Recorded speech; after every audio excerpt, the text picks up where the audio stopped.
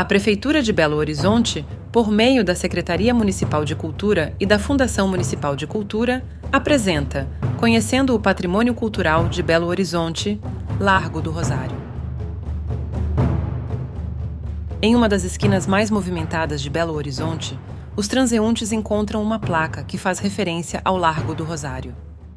A história do Largo do Rosário, ela tem início justamente no início do século XIX, quando, em 1807, a Irmandade de Nossa Senhora do Rosário dos Homens Pretos escreve uma carta solicitando ao rei de Portugal autorização para a construção de uma capela, que seria dedicada a Nossa Senhora do Rosário, a qual eles se referem como a Santíssima Senhora. E pedem também que essa capela tivesse direito a ter também um cemitério.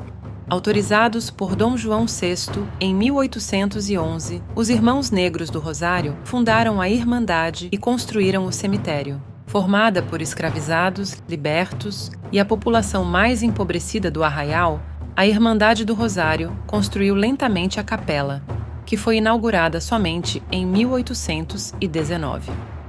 A Irmandade organizava missas, celebrações, festejos religiosos, orações para os irmãos vivos e já falecidos, além da garantia de sepultamento no cemitério anexo à capela para seus membros. Promovia ajuda financeira e material a cada irmão do Rosário que necessitasse, a viúva e filhos após sua morte.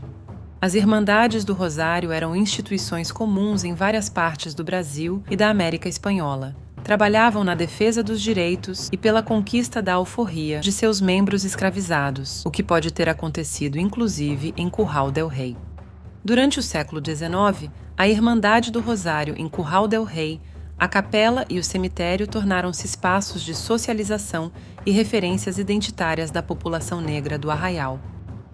Quando Belo Horizonte foi traçada para se tornar uma cidade capital, eles tomaram o cuidado de remover do entorno central de Belo Horizonte as coisas que não eram nobres. Fizeram um traçado em torno da Avenida do Contorno e dentro desse perímetro não poderia ter coisas que não fosse nobre, quer dizer, uma elite branca que ia dominar essa área. E nesse perímetro estava a Igreja do Rosário dos Homens Pretos e o cemitério, que tinha 60 túmulos.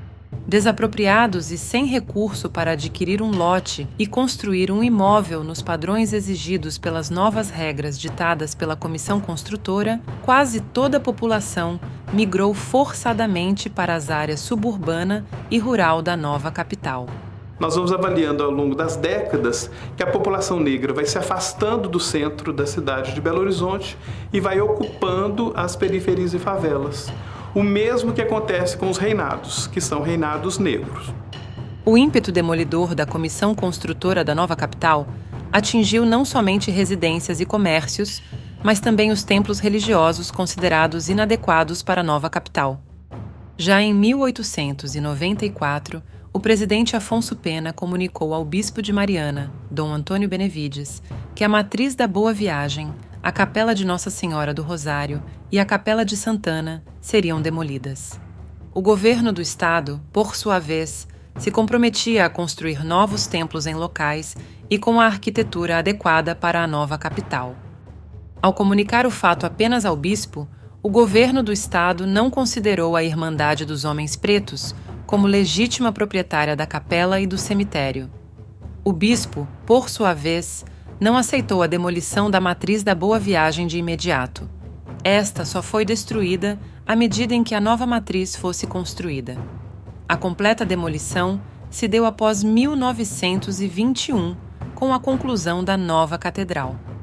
A Capela do Rosário e o cemitério foram destruídos de imediato. Eles passaram o trator por cima da igreja e do cemitério. Cemitério esse que os nossos ancestrais estão lá ainda, debaixo daquele concreto frio que edificou-se Belo Horizonte. Nossos ancestrais estão plantados naquele local. Para substituí-la, um novo templo denominado Capela Curial Nossa Senhora do Rosário foi erguida nas atuais esquinas da Avenida Amazonas, Rua São Paulo e Tamoios. Inaugurado em 1897, sem a presença da Irmandade do Rosário dos Homens Pretos, tornou-se propriedade da Igreja Católica.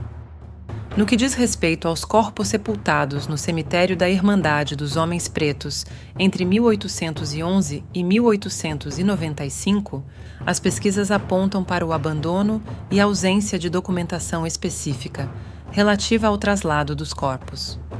Nos últimos anos, aconteceu uma retomada simbólica do espaço, onde outrora se encontrava o Largo do Rosário, promovida por movimentos sociais e, em particular, o movimento negro. Por considerarem o espaço sagrado para os adeptos de religião de matriz africana e do catolicismo popular, suporte de memória e referência identitária para a população negra de Belo Horizonte, passaram a reivindicar o reconhecimento do Largo do Rosário como Patrimônio Cultural de Belo Horizonte. O Conselho Deliberativo do Patrimônio Cultural, após estudos sobre a história e significância cultural deste bem, concedeu o título de Patrimônio Cultural de Belo Horizonte ao Largo do Rosário, efetivando uma ação de reparação histórica à comunidade afro-brasileira da capital e possibilitando que todos os munícipes conheçam o nosso passado, com toda a sua rica diversidade. O resgate do Largo do Rosário é um resgate das memórias negras que ficaram soterradas debaixo do asfalto da cidade que foi então ali construída. Esse movimento é um movimento político ancestral.